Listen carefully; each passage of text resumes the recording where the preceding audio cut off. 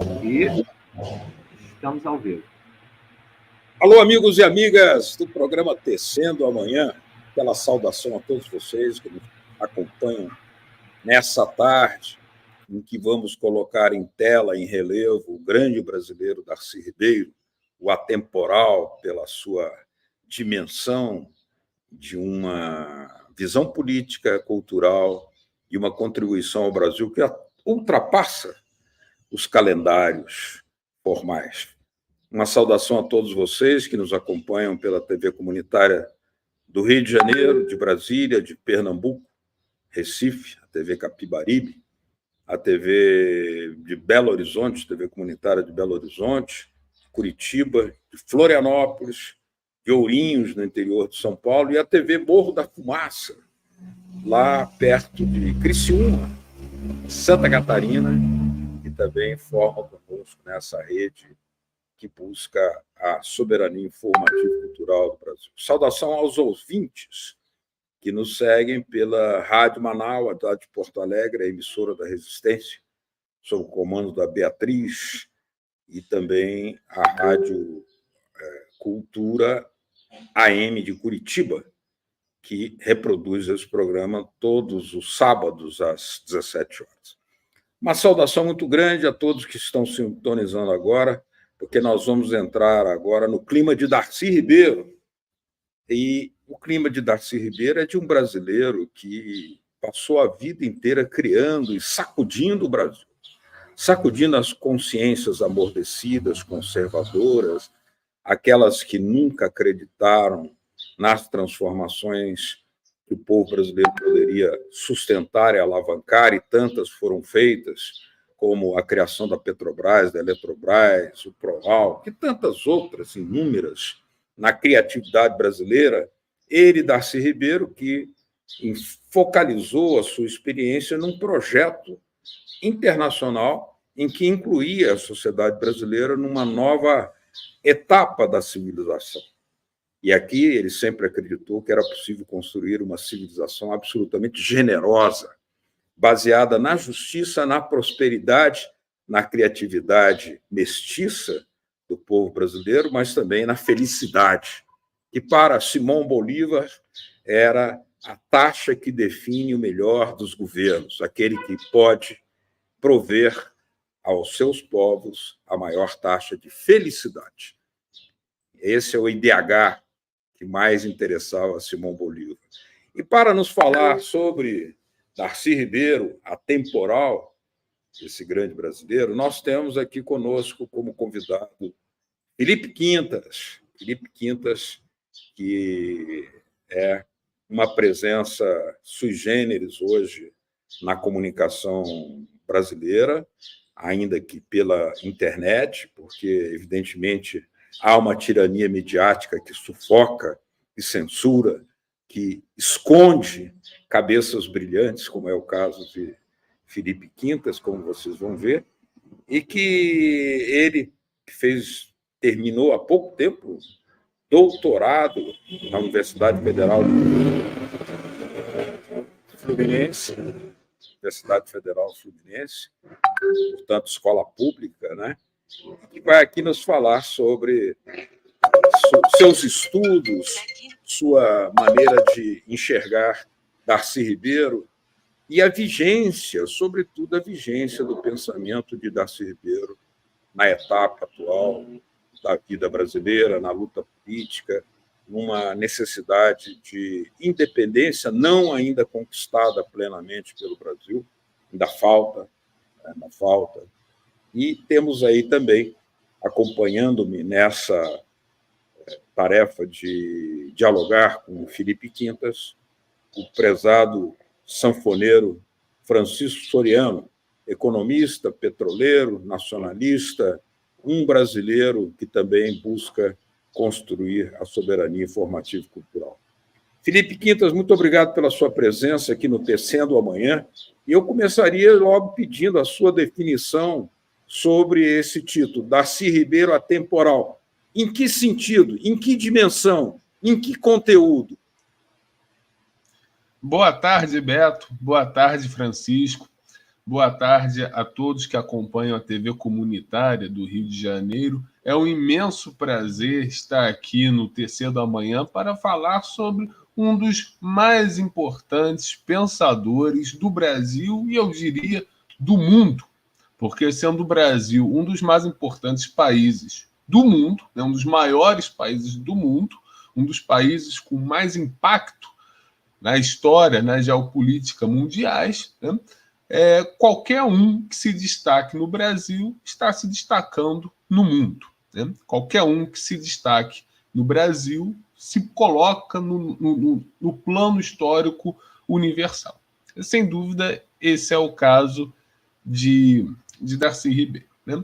Bem, Darcy Ribeiro é atemporal, né? Em primeiríssimo lugar, antes de tudo, porque ele alcançou uma posição que é visada atemporalmente por todos os intelectuais e por todos os ocupantes de poder, que é ser um intelectual e um governante praticamente ao mesmo tempo, né? Conjugar essas duas atividades, né?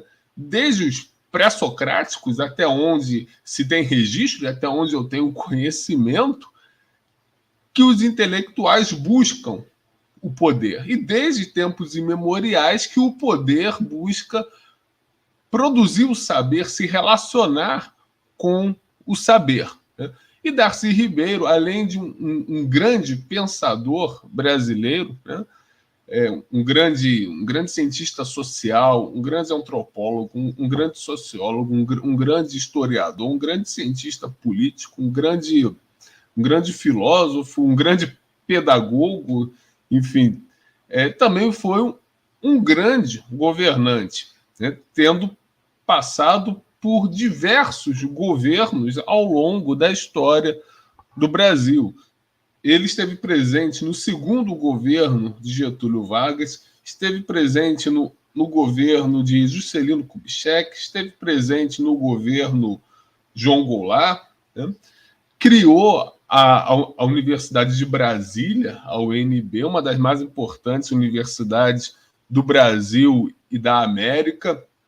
Depois foi vice-governador e secretário de Educação do governo Leonel Brizola, no Rio de Janeiro, né, quando criou o projeto do CIEP, que foi o maior programa de educação pública da história do Rio de Janeiro. Né?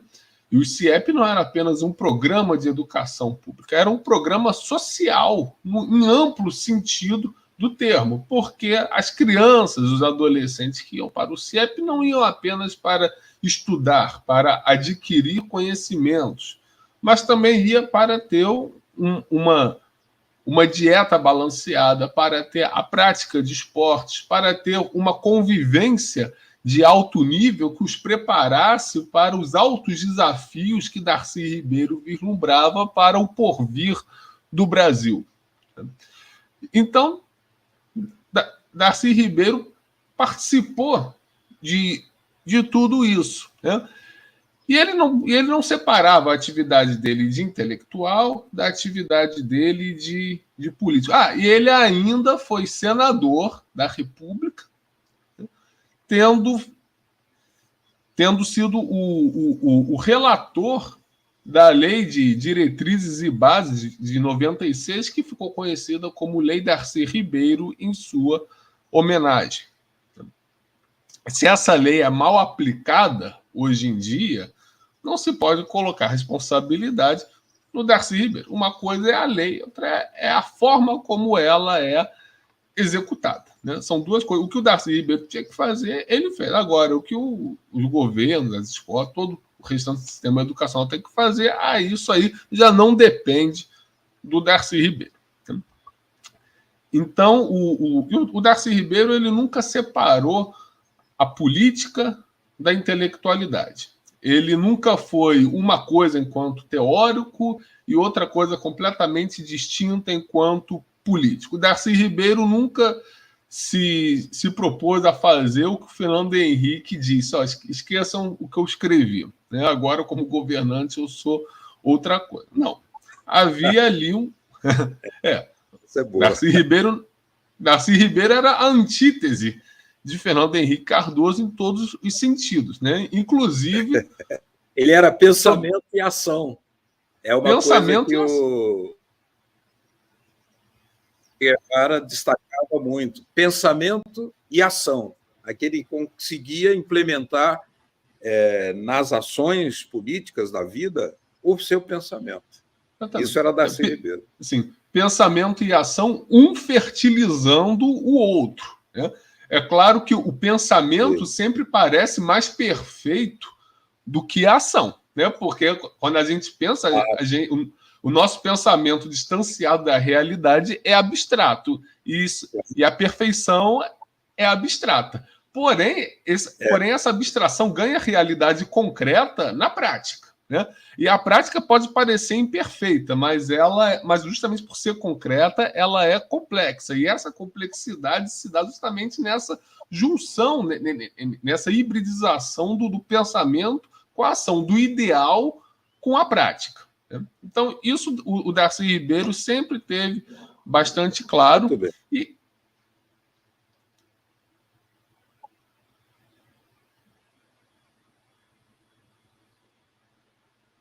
Siga, Felipe, siga. Certo. Não, pensei que tinha solicitado uma parada, né?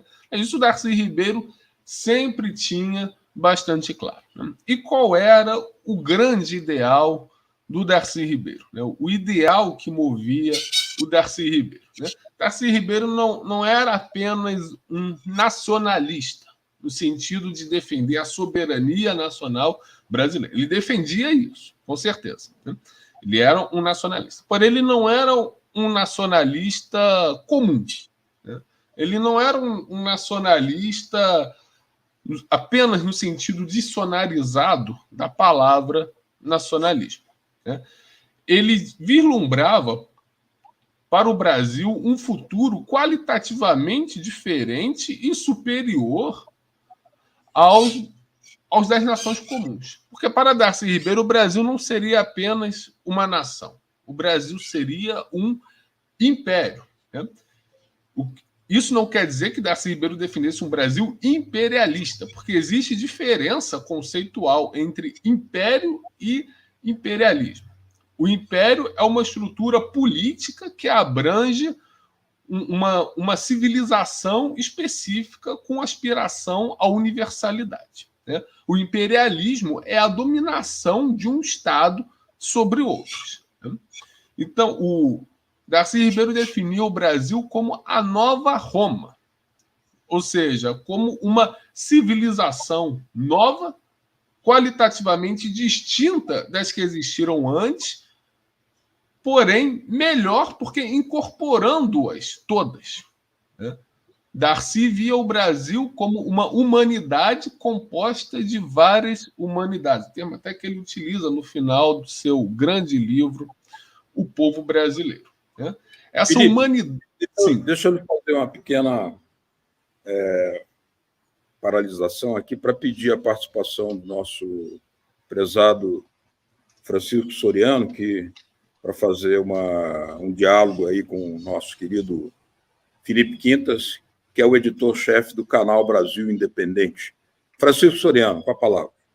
Beleza, Beto. Boa tarde ou boa noite a quem nos assiste, ao Aquino aí que está na imagem, no som, e, sobretudo, a saudação com agradecimentos ao professor Felipe Quintas.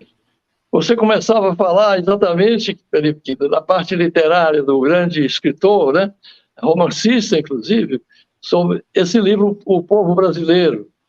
Parece que ele, até certo ponto, ele não dialoga, mas ele, no que diz respeito a Gilberto Freire, que também era sociólogo, educador, ele diverge, sobretudo para falar que o povo brasileiro não é essa passividade, a história do Brasil não é essa que tudo termina como os romances de Hollywood, final feliz.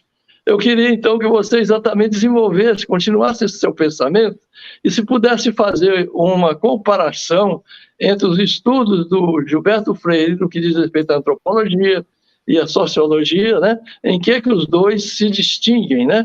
E já que você falou dele como educador, esses três que foram os nossos principais colunas mestras da educação, como educadores brasileiros, teóricos da educação, Anísio Teixeira e Paulo Freire, no que eles também se distinguem em termos de individualidade de cada um.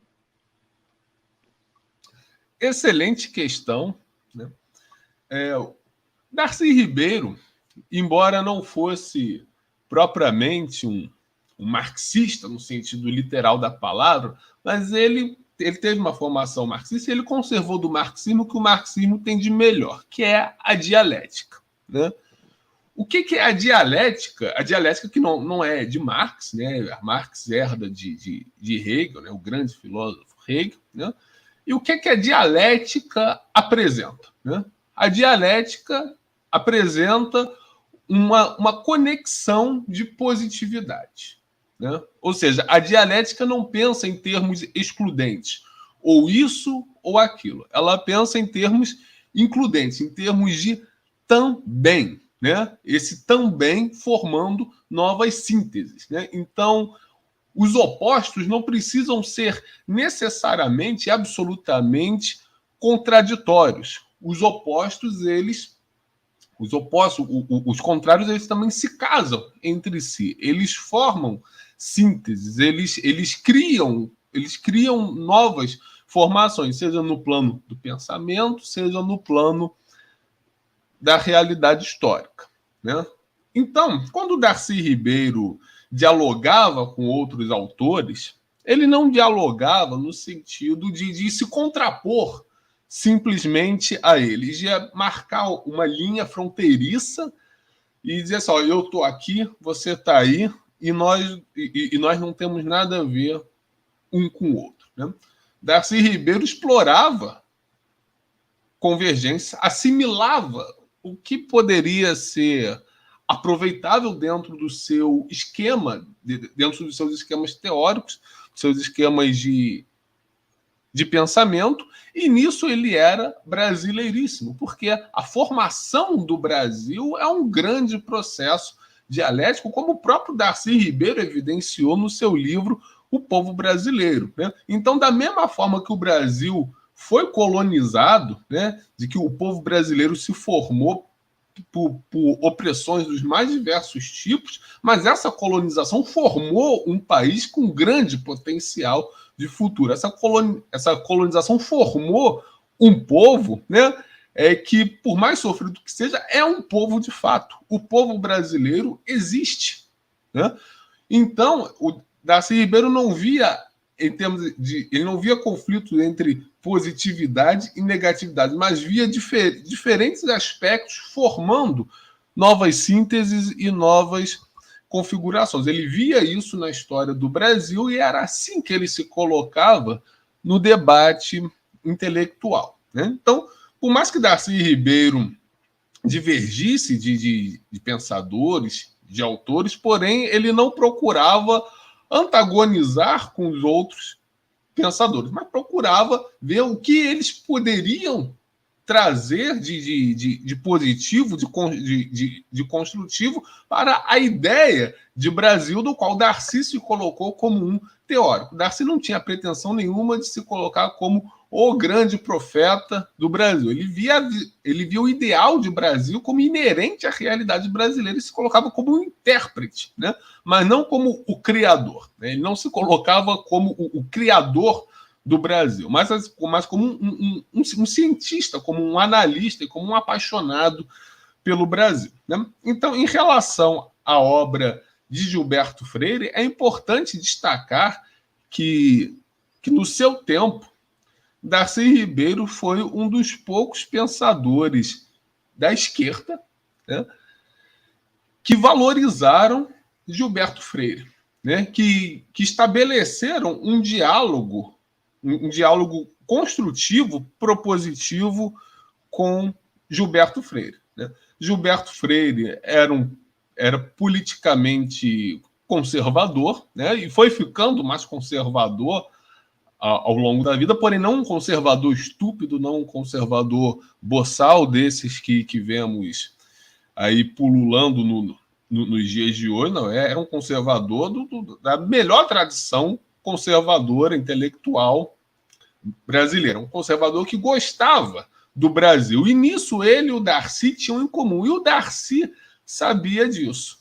Então, o Darcy, inclusive, escreveu uma belíssima introdução à obra Casagrande e Senzala, que mais do que uma introdução é um estudo sobre a obra de Gilberto Freire, o valor de Gilberto Freire para o pensamento brasileiro, para a compreensão de Brasil. Então, Darcy Ribeiro valorizava muito o fato de Gilberto Freire ter visto pela lente da positividade a formação do nosso povo. Numa época em que ainda predominavam as teorias do dito racismo científico, em que predominavam teses eugenistas importadas da Europa, dos Estados Unidos, que apregoavam a pureza racial. Importante lembrar que o nazismo não se criou do nada, o nazismo foi fruto de todo um processo teórico que transcendia as fronteiras da Alemanha, estavam presentes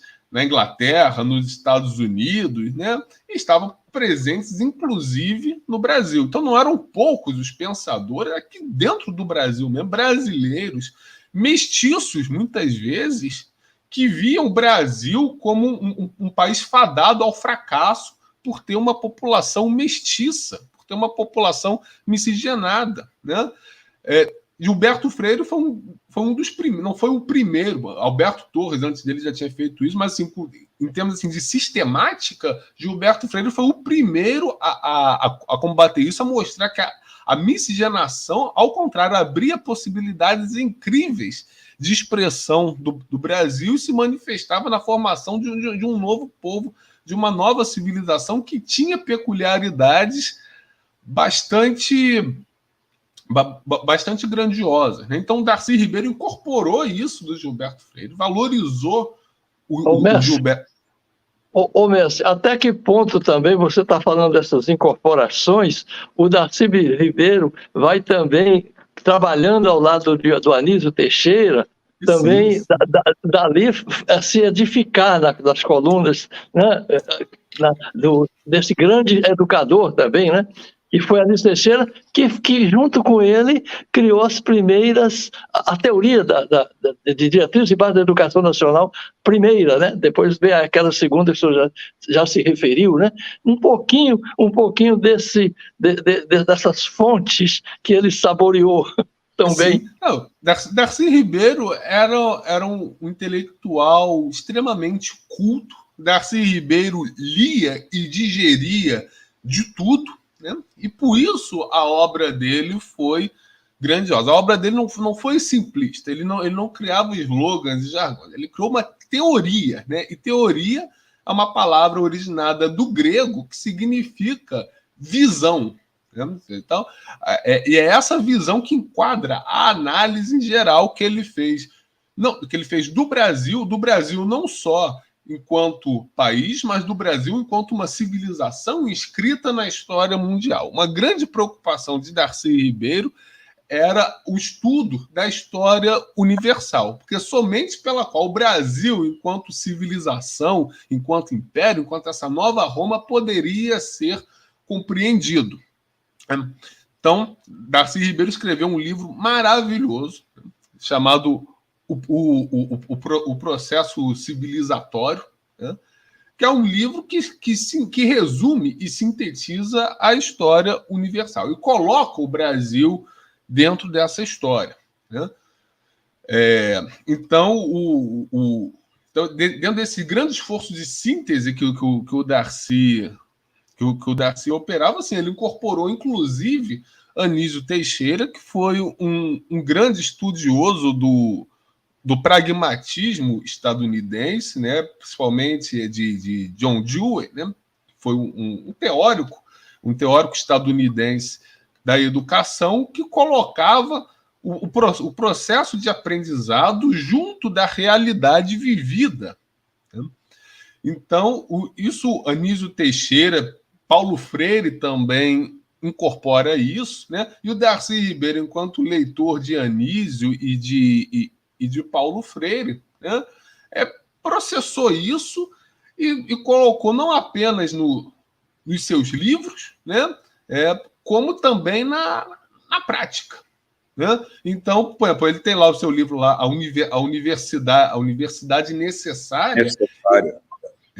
A Universidade Necessária, em que ele teoriza, inclusive com estudos comparativos, né, a universidade que o Brasil precisaria para atender aos seus desafios, para os desafios tecnológicos, desafios educacionais, civilizatórios do final do século XX e do século XXI. Então, Darcy pensava a universidade não como um feudo à parte da sociedade, mas como a formadora dos quadros técnicos e humanísticos necessários para que o Brasil pudesse se inscrever no que ele chamava da civilização termonuclear, ou seja, da civilização de alta tecnologia. Darcy Ribeiro tem uma frase ótima. Darcy Ribeiro falava: ou nós criamos a tecnologia e o nosso pensamento, ou seremos dominados por aqueles que as têm no século XXI. E não é isso que está acontecendo? Assim. Felipe, eu gostaria de pedir a você um paralelo nesse dia que nós vamos aqui homenageando o Darcy. Hoje faria 101 anos, se estivesse vivo, né? É uma homenagem, portanto, que as TVs comunitárias e as rádios fazem a Darcy Ribeiro, com a sua presença aqui. Mas essa ação de Darcy na área da educação, há outras, mas na área da educação, a Universidade Necessária vem exatamente se contrapor à universidade oligárquica, criada, por exemplo, na USP, com a finalidade de ofuscar as conquistas e o empreendimento do trabalhismo. Foi claramente a USP, inclusive com os terrenos doados pelas oligarquias dos mesquitas e dos frias, para fazer daquilo ali uma usina de ideias antivarguistas.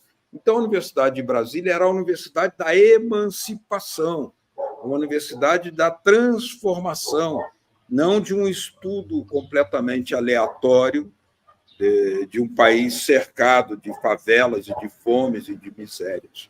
E a outra coisa é a filosofia pedagógica que o Darcy implementou no impulso energético incomparavelmente grandioso de Darcy Ribeiro, de Leonel Brizola, perdão, quando Darcy escutou do Leonel o seguinte: essas crianças que vivem aqui pelo Rio de Janeiro, elas vão criando um ressentimento tão profundo, porque elas vão vendo que estão sendo enojadas de tudo, excluídas de tudo, tratadas como objetos descartáveis, quando tinham que estar como cidadãos num projeto estatal, que era o CIEPS, e aí vem a ideia, inclusive a genialidade, não só do CIEPS, porque Brizola sonhava com uma escola bonita, como ele dizia, uma escola bonita, tem que ser bela, tem que ser boa, tem que ser justa, tem que ser cidadã, mas tem que ser, sobretudo, um espaço de criatividade brasileira, brasileiríssima. E aí ele criou, inclusive, foi mais além. Numa overdose, ele juntou o samba com o CIEPS no sambódromo. Seus comentários, por favor. Não, exatamente isso aí. Quando o Brizola falava que a escola tinha que ser bela, é porque as pessoas gostam daquilo que é belo. As pessoas valorizam instintivamente aquilo que é belo. Então, quando a criança, o jovem, qualquer pessoa chega numa escola, num lugar que é bem organizado, bem apresentado, a pessoa pensa, pô, eu estou num lugar diferenciado, né? E quando a criança vai para a escola, vê a escola bela, boa, desse jeito, ela se sente valorizada, né?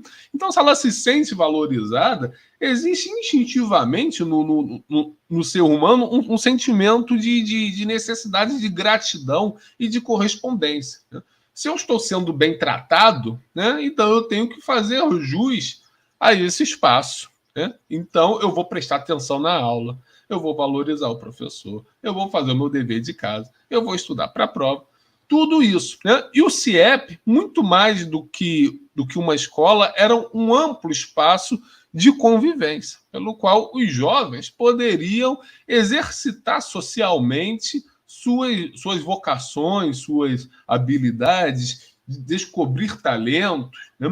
Então, o CIEP era um programa social completo, inclusive um programa econômico de industrialização, porque a fábrica de escolas, né, gerou muitos empregos na indústria de construção civil. Então, veja como o que parece uma simples ideia educacional, na verdade, criava efeitos de arrasto em todos os setores, né? Isso se dava porque Darcy tinha uma visão de totalidade, né?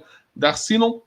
Mais uma vez, isso é outro aspecto da dialética darciana, né? Ele não via a educação está aqui, a saúde está ali, a economia está ali, a segurança está ali. Não, está tudo junto e tudo tem que ser considerado de forma integrada. A política voltada para o bem comum tem que integrar os diferentes aspectos da realidade para se tornar uma política de fato transformadora, para não ser uma política mantenedora do status quo, uma política conservadora no mau sentido da palavra conservador, né? Uma política que valorizasse a cidadania, né? Porque somente com pessoas livres, somente com cidadãos, né? E não como servos, escravos, é que o Brasil poderia se tornar, de fato, independente, né? Então, e essa independência passava pela educação em todos os níveis, inclusive na universitária, né? Então, o Beto tinha comentado sobre o caso da USP, que foi criado com finalidades conservadoras, né? O projeto original da UNB era de uma universidade com propostas, com finalidades políticas bastante diferentes das da USP. Porém, ao mesmo tempo, Darcy valorizava muito a capacidade tecnológica da USP, a capacidade de integração da USP com a economia paulista e brasileira, né? Como eu disse antes, Darcy não era 8 ou 80. Darcy não pensava em exclusões, Darcy pensava em inclusão. Então ele pensava assim, acho que é no livro dele, O Brasil como Problema, que ele tem um texto em que ele destaca a USP ali como o grande vetor tecnológico brasileiro, embora, claro, ele não concordasse com as finalidades políticas que a USP se colocava desde a sua fundação e que acabaram por sabotar a própria USP, né? Porque a USP... Sim. Me permita só dar um depoimento, claro. Aí. Naqueles idos, eu tenho 80 anos, naqueles idos de 1953, 52, 53, se travou no Brasil uma grande, quase que polêmica, em função do projeto Anísio Teixeira, chamado Anísio Teixeira, que propunha, né, diretrizes e bases da educação nacional.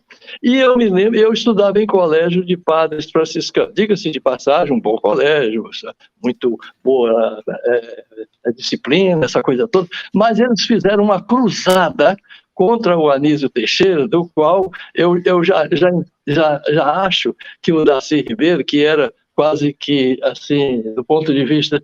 Ele falava tão rápido, porque o raciocínio dele era mais rápido ainda do que a capacidade de se expressar em falas. Ele era, assim, um relâmpago, né? O raciocínio dele. Mas, dito isso, esse momento foi muito importante, porque ele defendia, você falava da escola pública, esse projeto defendia, sobretudo, do direito de estudar, que continuasse existindo as escolas particulares, mas eram caríssimas, como ainda o são. Esses colégios são muito bons, mas estão inacessíveis à altura do povo brasileiro. Eu acho que tudo isso vai formar aquele entusiasmo que ele contagia também ali Brizola e vai dar no CIEPs. Mas se o professor puder dar também um pouco desse momento histórico que foi essa campanha das leis de diretriz do governo Juscelino, diga-se de passagem, importante frisar isso. E depois um pouco também, você falou do livro dele mais comentado, né, que é a formação do povo brasileiro, a participação também da mulher. Eu quero atender, eu tenho certeza que nós temos a metade do nosso público que são mulheres abertas, né, que era uma grande antropóloga também e parceira dela, inclusive, na elaboração desses livros. Por favor.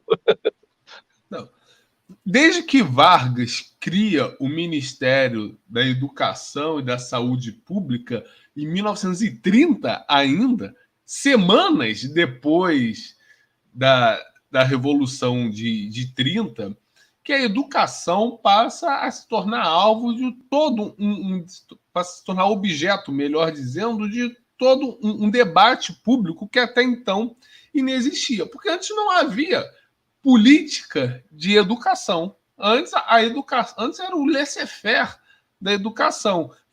Quem pudesse pagar para ter acesso a uma escola particular, pagaria e teria acesso à educação. Quem não pudesse pagar, que se dane. Né? Era o que a República Velha, era o que o Império falava, né? Que se dane. Né?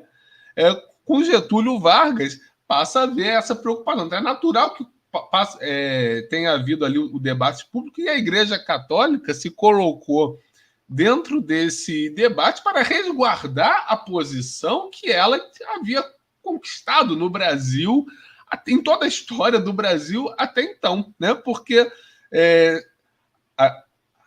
até 1930 só a Igreja Católica se preocupava com a educação, né? O Estado não se preocupava, e é claro que os senhores de escravos não se preocupavam, os fazendeiros não se preocupavam, os empresários não se preocupavam, o mercado, né, não se preocupava. Né? Então, basicamente só a Igreja Católica. Então, a Igreja Católica tinha o monopólio da educação no Brasil e utilizava esse monopólio para formar a elite do país. Então, os colégios católicos eram obediente e não pensadora, uma elite reprodutora de valores do antibrasileirismo, da subserviência externa. Né? Exatamente. Uma elite voltada para pensar em francês, né? Com sotaque francês. Ainda não era os Estados Unidos, e nem poderia ser, já que os Estados Unidos nunca foi uma nação católica. Né? Então, a pedagogia colonial, para utilizar a expressão do nosso grande amigo Pedro Pinho, que está aqui nos assistindo, mando um grande abraço para ele, a pedagogia colonial dessa época ainda era francesa. A Igreja Católica preparava os jovens da elite para pensar o Brasil em francês e com sotaque francês, né? Pensar até de uma forma nem tanto católica assim, pensar mais como elite do que como católico, né? Então, e a Igreja Católica se colocou nesse debate para resguardar a sua posição e o seu privilégio de formar a elite, porque é natural que quando se estruturasse a educação pública surgisse uma contra-elite. O próprio processo de mobilidade social vertical, ascendente, proporcionado pelo nacional-desenvolvimentismo, pela criação de uma escola pública de qualidade. Veja bem, a escola pública, porque a escola pública da época tinha qualidade, né? Basta ver aí quantas pessoas se formaram na escola pública dos anos 40, dos anos 50, às vezes a pessoa só tem o primário, né? Mas tendo só o primário, ela sabe mais do que muita gente aí que tem pós-graduação hoje em dia. Né? Então, era uma escola pública de qualidade. Então, é natural que essa escola pública de qualidade ameaçava essa posição de casta que a educação privada católica possuía. né? Então, naturalmente, toda essa mobilização pela lei de diretrizes e bases suscitou uma reação contrária e negativa dos setores que não estavam interessados na mudança do status quo. Esses setores queriam continuar como estava até então, né? E um outro aspecto importante também da lei de diretrizes e bases, né, é que ela proporcionou uma modernização do ensino, né? Então, foi com a lei de diretrizes e bases agora não lembro se foi do governo Jango, né? Acho que foi 53, professor, ainda no governo do Juscelino. Depois veio Jânio Quadros, né? Mas foi na época que eu vivi isso, e foi uma cruzada fortíssima. Os dois principais colégios, principalmente a educação secundária, assim, do curso ginasial nosso, era monopólio, como você falou, né? Então, e a professora Berta, que com ele sofreu também no exílio, né, professor? A gente não deve nunca dizer que por trás de um grande homem tem uma mulher. A mulher não está por trás de nada. Elas estão ao lado, né? Então... Lembrando aqui, o governo Juscelino é a partir de 55, né? Mas eu queria lembrar uma outra questão. A vida de Darcy Ribeiro sempre foi feita de enormes decisões e rupturas. Quando ele abraçou a causa indígena, ele rompe com toda uma visão de mundo urbano para abraçar uma causa aparentemente remota de possibilidades. E outra grande ruptura dele foi quando ele, então, era membro do Partido Comunista, e isso que eu gostaria que você comentasse, quando ele observou o enorme equívoco do Partido Comunista em relação a Getúlio Vargas, ele escreve aquele texto em defesa de Vargas, exatamente no dia em que Vargas faz o sacrifício em nome da nação para manter o seu projeto, entrega-se à eternidade, entra para a história, né, saindo da vida, mas Darcy Ribeiro escreve ali um primoroso texto de por que Getúlio Vargas. Essa opção, essa ruptura, como você comentaria, Felipe? Bem, em primeiro lugar, né, eu vejo que a adesão juvenil de Darcy Ribeiro ao Partido Comunista se explicava mais por um idealismo, né, pela busca de construir uma sociedade generosa, de uma sociedade fraterna, como os comunistas colocavam, do que propriamente por um alinhamento com a matriz teórica e a matriz programática do Partido Comunista, né? Darcy Ribeiro entendia a história não apenas pelo viés da dialética econômica, das sucessões, das evoluções dos modos de produção, mas ele entendia a história, o panorama da humanidade universal a partir do prisma das civilizações, né?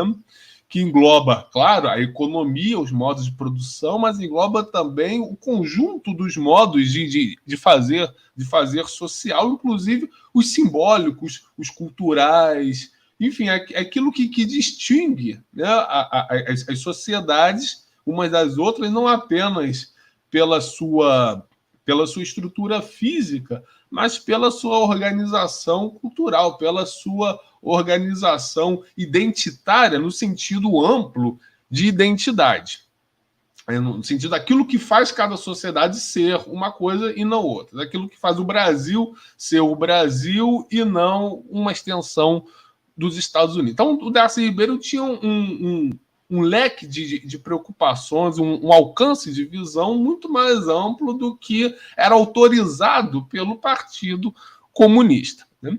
Então, Darcy Ribeiro compreendeu ali no processo ali do segundo governo de Getúlio a grandeza de Getúlio Vargas. Ele entendeu que Getúlio não era apenas um presidente, mas Getúlio era um estadista. Getúlio era um governante que governava para a civilização brasileira, né? E governava não tendo em mira apenas uma mudança econômica, mas governava tendo em vista as altas potencialidades civilizatórias do Brasil. Então, mais uma vez, era o que a gente já tinha comentado antes. Darcy não separava o pensamento da ação, né? E um fecundava o outro, né? Então, a ação histórica dele, da sociedade naquele momento, fecundou o pensamento dele e o despertou, né, para uma nova compreensão teórica do significado de Getúlio Vargas para o Brasil, né? Então, Darcy rompe com o Partido Comunista, mas não rompe de forma moralista, como tantos ex-comunistas que viram anticomunistas. Darcy virou um pós-comunista, por assim dizer, né? Eles falam assim, eu não vou brigar com ninguém, eu não vou dizer que nada daquilo prestava, não, eu aprendi alguma coisa, eu incorporei alguma coisa, mas isso que eu aprendi, isso que eu incorporei, pertence agora a esquemas, a organizações superiores de pensamento e ação que eu continuarei desenvolvendo. Então, Pedro Pinto está botando aqui um lembrete, né? Em 62, o ministro da Educação, Paulo de Castro, que promovia a educação de adulto, com Paulo Freire, foi substituído por Júlio Sambaqui, por pressão da Igreja Católica. Mas Sambaqui deu continuidade ao processo. E aí eu lembro, o Pinho faz lembrar uma coisa importante do pensamento e ação, novamente, de Darcy Ribeiro, quando ele foi o grande alavancador, digamos assim, para a realização da campanha popular de alfabetização no governo João Goulart, que, inclusive, em maio de 1964, haveria uma conferência nacional no estado do Maracanã com os delegados da campanha nacional de erradicação do analfabetismo no Brasil, coisa que depois, mesmo nos governos de Lula e de Dilma, não se fez quando o analfabetismo já foi erradicado, por exemplo, na Venezuela, em Cuba, na Nicarágua, na Bolívia, no Equador, países que têm muito menos recursos de toda a natureza que o Brasil.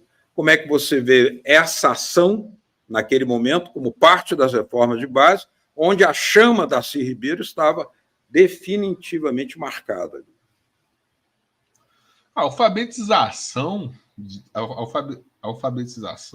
a erradicação do analfabetismo, tudo isso aí começou com Getúlio Vargas, porque antes de Vargas nunca teve uma campanha de alfabetização, por mais que José Bonifácio defendia lá atrás na independência, mas José Bonifácio só teve o apoio de Maria Leopoldina, ninguém mais naquele circuito governante, né, imperial, levou a sério o José Bonifácio, pelo contrário, ainda perseguiu o José Bonifácio. José Bonifácio foi preso, foi exilado, voltou aqui, virou tutor de Dom Pedro II. As oligarquias removeram ele da posição de tutor de Dom Pedro II, tudo isso porque ele defendia alfabetização, defendia industrialização, defendia reforma agrária, o fim da escravidão, né? Então, o Brasil tem uma estrutura inercial, né, muito intensa, né? A pressão inercial no Brasil por parte dos grupos dirigentes brasileiros é extremamente forte, né? E isso se voltou contra Darcy Ribeiro, né? Então, as reformas de base de Jango tinham esse objetivo, tinham esse intuito, né? O golpe de 64, né, foi feito para interromper as reformas de base, né? Vários grupos estavam interessados na interrupção das reformas de base. Por sorte do Brasil, ainda havia nos grupos conservadores e autoritários brasileiros uma consciência nacionalista, e muitas dessas reformas de base acabaram sendo levadas a cabo de uma forma ou de outra, pela direção da elite, de uma certa elite militar, Inclusive, o próprio caso da alfabetização de adultos é interessante, né? Porque o Mobral incorporou todo o método Paulo Freire de educação de adultos, mas colocando ali um conteúdo político mais simpático aos militares, né? Um conteúdo político, mais um nacionalismo mais conservador, né? Mas a própria sociedade brasileira, em particular instrumentalizada pelos setores dirigentes, se colocaram contra o Mobral. Tanto é que o Mobral, por mais limitado que fosse, né, e toda a realidade na prática acaba sendo limitada, o Mobral virou pejorativo, virou um motivo de vergonha para alguém fazer o Mobral. Né? Inclusive, Mobral era até usado como apelido depreciativo para as pessoas analfabetas que buscavam se alfabetizar. Isso aconteceu num governo militar, num governo conservador. Agora, imagina se um governo militar já sofreu esse tipo de pressão, o Globo fazia isso, mas imagina um governo mais de esquerda como o de Jango. Imagina um governo que tinha Darcy Ribeiro participando. Então, a pressão contra foi absolutamente gigantesca. E esse é um passivo que nós não conseguimos solucionar até hoje. E eu digo mais que hoje, inclusive, está pior do que era na época de Darcy, de Jango, porque hoje em dia existe um analfabetismo oculto, mascarado. Na época de Darcy, na época de Jango, o analfabeto ele sequer tinha acesso à escola, porque quem tinha acesso à escola não só se alfabetizava, como se alfabetizava muito bem. É só a gente pegar aí pessoas simples, pessoas do povo aí que fizeram a escola pública na época, né? Que a gente vê como elas têm assim, uma grande capacidade de articulação e de uso da própria língua. Né? A partir dos anos 60, 70, a partir do regime militar, a qualidade da educação pública cai porque a ênfase passa a ser na quantidade. Ou seja, a quantidade de gente na escola pública passa a ser mais importante do que a qualidade. Quando, na verdade, as duas coisas deveriam estar juntas. Mas, por motivos vários, né, acabaram não ficando. E isso se mantém até hoje. Todos os governos brasileiros, desde então, adotam essa métrica puramente quantitativista. Fernando Henrique fez isso, Lula, Dilma fizeram isso, só ver ali o número de pessoas que está na escola. Aí você vai ver aí a pessoa que está saindo do ensino médio. A pessoa que está saindo do ensino médio hoje, muitas vezes, principalmente se for da escola pública estadual, é praticamente analfabeta. Ô, Felipe, existe uma questão que havia o projeto Minerva, que era uma cadeia de rádio, sistema de rádio, cadeia nacional, 30 minutos por dia depois da hora do Brasil, que era destinado exatamente à alfabetização de adultos. E isso, em 2003, o Ministério da Educação, já no governo Lula, o Ministério da Educação fez um acordo com a Fundação Roberto Marinho, abriu mão do projeto Minerva, esse programa radiofônico, cadeia de rádio obrigatória, em troca de spots que a ABERT inseriria na programação em favor da educação. Ou seja, é algo que trabalhou contra o direito do povo à alfabetização e à educação, e ali tínhamos uma experiência de usar o rádio em favor, que em muitos países se adotou isso, inclusive em Cuba, na África, com êxitos muito, muito relevantes. E o Geraldo Espínola está perguntando se você vê hoje, no panorama intelectual brasileiro, alguém que se assemelhe, se aproxime ou que se identifique com o Darcy Ribeiro na sua proposta de ser, de pensar o Brasil. Eu fiquei surpreso agora porque, me corrija se eu estiver errado, né? Mas o projeto Minerva ainda existia em 2023? Existia, ele foi trocado o Ministério da Educação, em 2003, maio de 2003, no dia 7, a ABERT fez um acordo. 2003. Entendi 2023. Não, 2003. 2003. Tá. Primeiro governo Lula.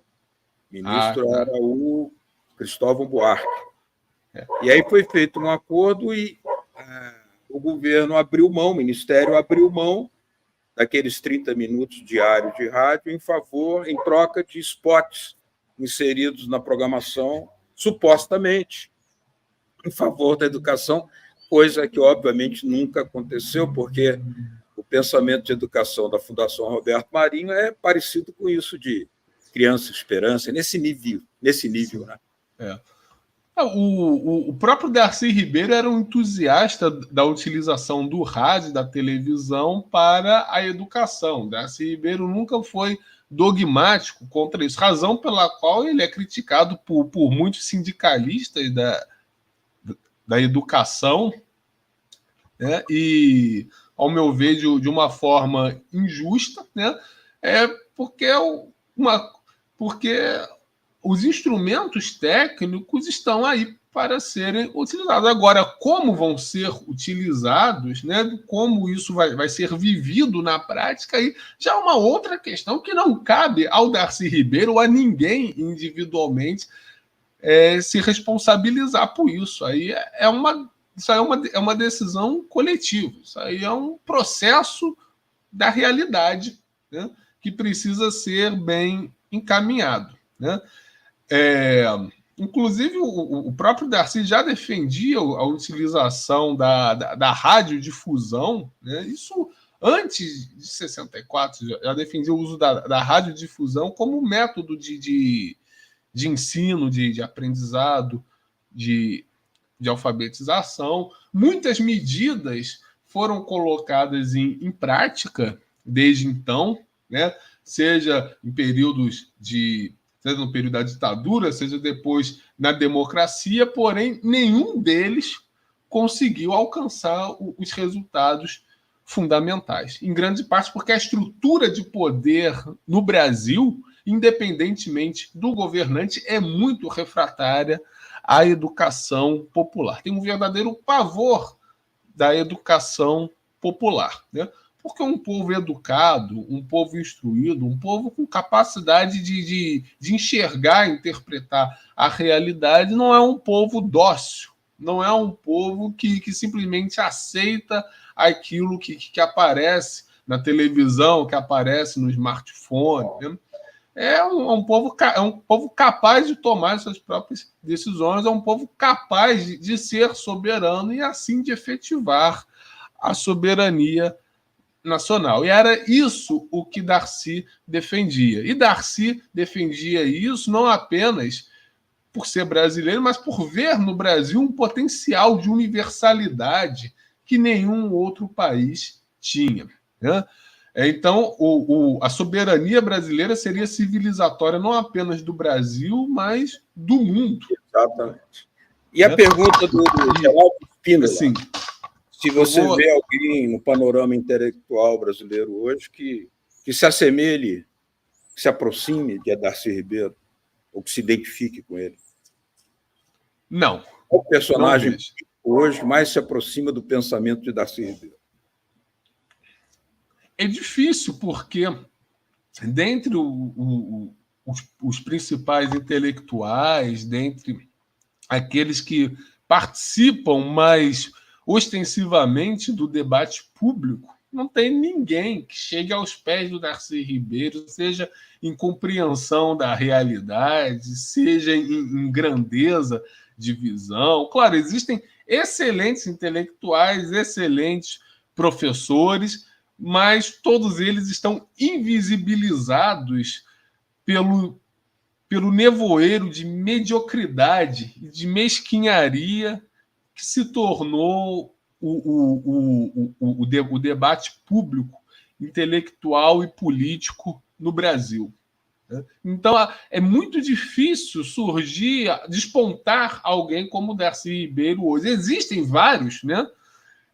Nas universidades, nas escolas, nas instituições públicas, privadas, né, na Igreja Católica, existem muito, mas eles ficam invisibilizados, né? Não tem condição de emergir, porque com um debate público tão rebaixado, ou eles se rebaixam para participar do debate, ou então simplesmente são excluídos. Né? Ninguém vai querer saber dele, ninguém vai querer chamá-lo. Né?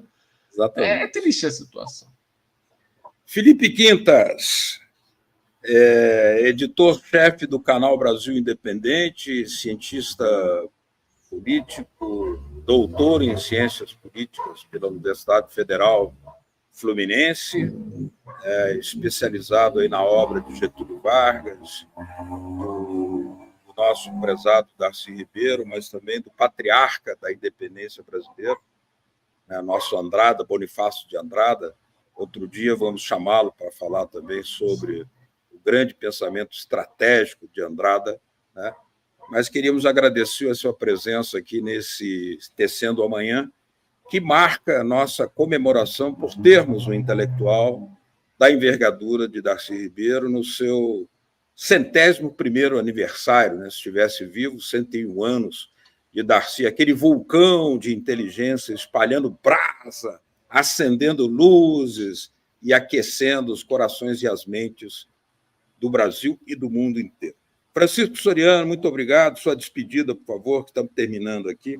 A despedida é só uma frase. Intelectuais como Darcy Ribeiro, Anísio Teixeira e Paulo Freire só poderiam, naquela época, partir em direção ao exílio, perseguidos que foram, caçados que foram. Isso é para, mais uma vez, a gente botar uma pá de cal nas ditaduras, para que elas nunca mais retornem. Obrigado, professor. Muito obrigado, Felipe. Então, obrigado a todos que nos acompanharam das TVs comunitárias de Recife, Belo Horizonte, Brasília, Rio de Janeiro, Curitiba, Florianópolis, Ourinhos, TV do Morro da Fumaça, lá em Santa Catarina, a Rádio Manaus, de Porto Alegre, e também a Rádio Cultura AM, lá de Curitiba. Felipe, sua última frase, por favor, sua despedida. Agradeço bastante às TVs comunitárias pela oportunidade oferecida para falar sobre um dos maiores pensadores do Brasil, cada vez mais atual. Agradeço em particular ao Beto pelo convite, pela parceria. Agradeço ao Francisco Soriano aí pelo excelente trabalho de sempre. Agradeço a todos que assistiram, que enviaram seus comentários, né? E pensar Darcy Ribeiro hoje é pensar o Brasil. Precisamos cada vez mais de Darcy para entender o Brasil, para desvendar suas múltiplas possibilidades e explorá-las ao máximo. E vamos fazer isso. O Brasil vai dar certo, nós vamos fazer dar certo. Um grande abraço a todos. Exatamente. Darcy Ribeiro, o novo nome do Brasil. Nós que estamos aqui em busca de soberania informativo-cultural, temos que andar sempre com Darcy Ribeiro na cabeça e no coração. Obrigado. Aquele abraço a todos. Até o próximo. Grande abraço. Até a próxima. Obrigado.